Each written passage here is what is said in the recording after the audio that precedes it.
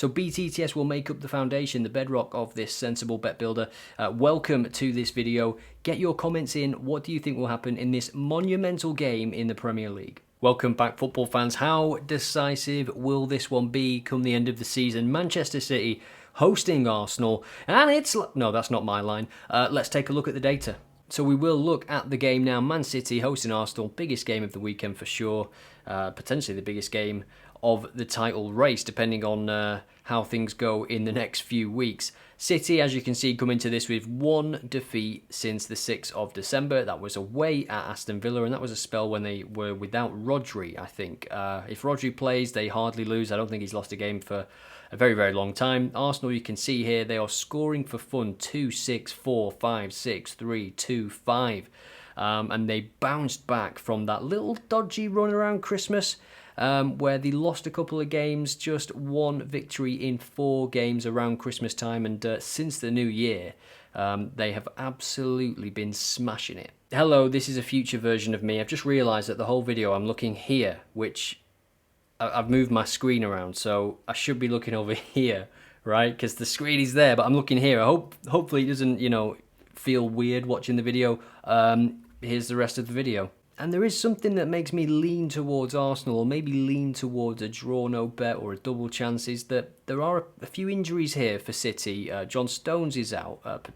Pep says they're out, so that means he could, spring a surprise at 2 p.m. or whatever on Sunday. But if you believe him, John Stones is out and Kyle Walker is out. Now, I think that will give confidence to Arteta. It will give confidence to the front players of Arsenal who have already been playing out of their skin recently. I mean, Martinelli started the season slow. Saka was, in terms of numbers, better last year, but now they are coming into it. And Havertz as well, to be fair to him. He's doing a job. He's putting himself about. He's a presence. He's a nuisance. And Arsenal have already beaten Manchester City this season, and Havertz played a big role in that game off the bench, using his physicality, and I think we might see something similar. So we will put together a little bit of a bet builder here, a sensible bet builder as we call it on this channel. And before I even get into this, obviously anything can happen in this game. It is Manchester City against Arsenal. It is the Premier League, which is unpredictable at the best of times. Arsenal have conceded just 11 goals away from home this season. That is pretty good. Declan Rice certainly adding so much value to this team, and Saliba and Gabriel, what a partnership. And Gabriel, maybe a potential shot on target. He loves a header from a corner, doesn't he? And the set piece coach at Arsenal absolutely working wonders this season. I think they are top of the pile in terms of goals scored from set pieces. And when you've got someone like Odegaard whipping it in, or Saka,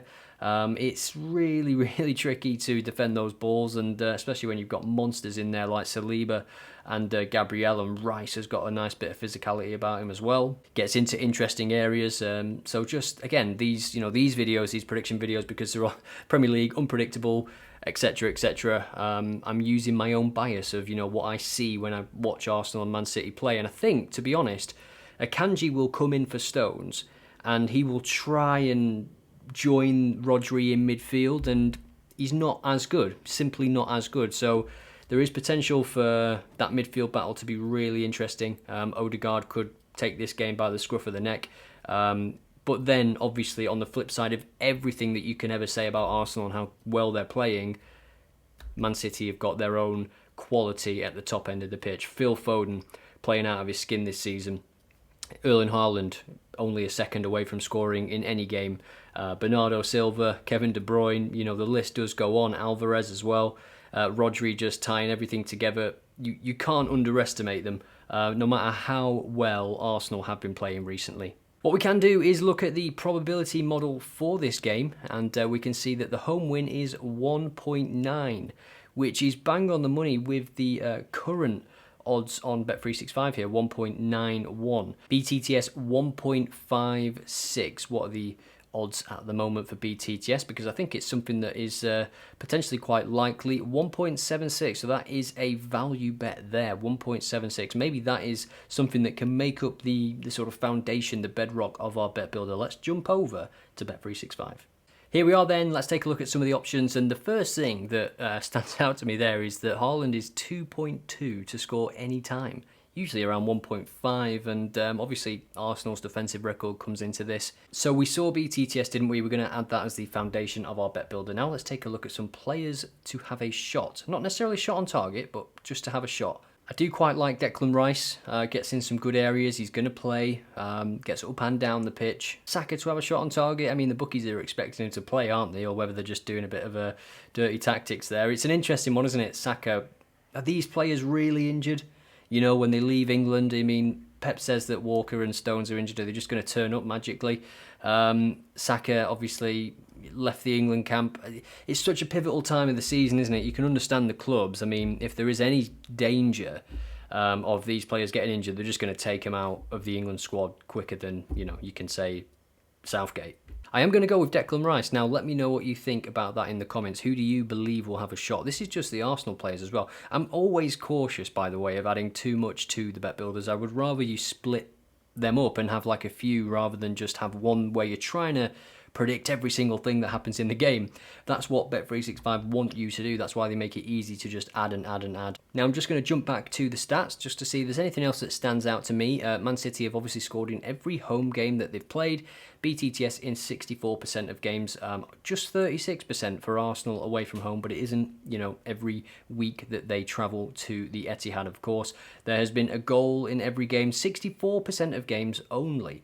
Over 1.5 goals for Arsenal. So if we just look at their away form, I imagine there's quite a few clean sheets in there for Arsenal. And yeah, 3 clean sheets in a row and quite a few goals scored. But, big but, Sheffield United, Burnley and West Ham, and then Forest and then Fulham. It's been a nice run, hasn't it, really, away from home recently for Arsenal. You've still got to go and get the results, of course, and get the wins. But this is a very different game. They beat Liverpool, of course, there in the Premier League.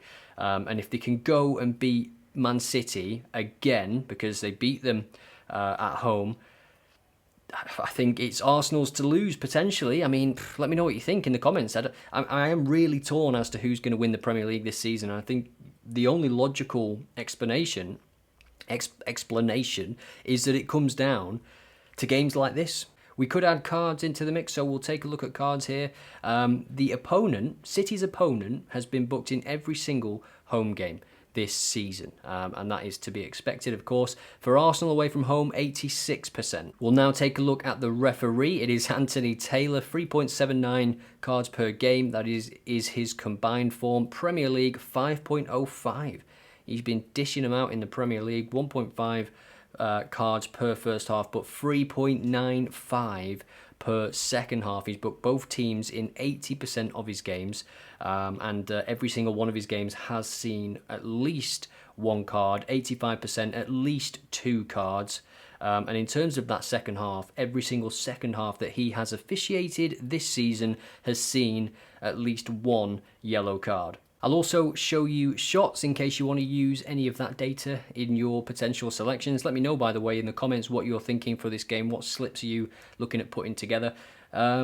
This game, I mean, teams like City and Arsenal and Liverpool, they do pepper in the shots, obviously, but when they play against each other, it usually is a bit of a tighter affair, isn't it? Especially City-Arsenal in recent times. So we'll jump back here because I do want to add some cards in here. Arsenal to get a card in the second half, it bumps it up to 2.5. Both teams combined over 1 card in the second half, up to 2.5. I think I would rather just say that Arsenal are going to get one in the second half because I do believe they will. Whether they are winning or losing, that's the thing with this game. If it is a tight game, people are going to take tactical fouls, especially City. Both of these teams, they play similar ways, don't they? Because Arteta was obviously a student of Pep. Let's now take a look at some player stats. So we're looking at fouls committed here, and we'll sort this by per 90. You saw Rodri was at the top there. I wonder if he'll still be at the top. Calvin Phillips, during his time this season on the pitch for City, not much. Timber, 2 fouls in that 1 appearance, Fabio Vieira, and then you start getting some players that do consistently play. Kai Havertz is an interesting one, if he does play, him being on for a foul, because he does get his body about, and he does commit fouls quite clearly. 31 in 27 appearances this season. Rodri's always going to be up there as well. Let's take a look at the odds quickly for this market. So annoying, so annoying, so annoying. Havertz not available. Odegaard, busy midfield, but again, you can see he just doesn't really commit that many fouls. He's not even on page 2.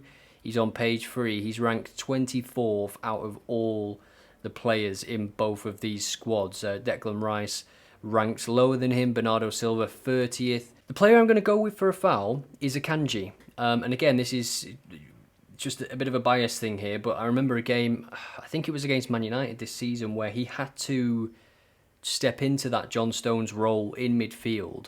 And there was a few loose touches, there was a few moments where the opposition put pressure on him. And I think he did commit a couple of fouls because he's just not... I mean, he's still a good player. He can still play there. He can still do it, but he's not John Stones. And I think Arteta will realise that and will try and punish him as soon as he's on the ball in those areas, if he is the one to come into that slot in John Stones' space and move into midfield. This is the thing when you're making predictions based on team news and stuff. You've got to think of what kind of situation you're going to see in the game.